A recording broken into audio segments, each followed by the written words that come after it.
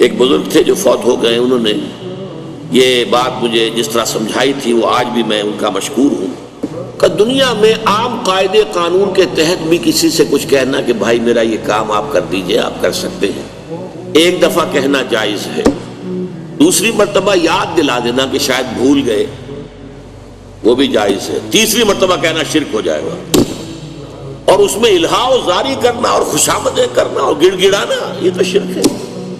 تم نے یہ سمجھا ہے کہ تمہارا کام یہی کر سکتا ہے، کام کرنے والا تو اللہ ہے،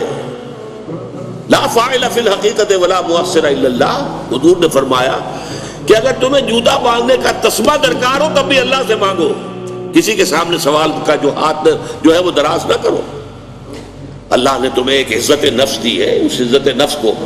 دہلا نہ بناؤ، کسی کے سامنے جو ہے اپنا ہاتھ پھیلا دینا، اپنی عزت نفس جو ہے تو ختم کر دینا ہے، مت مانگو کسی سے کچھ۔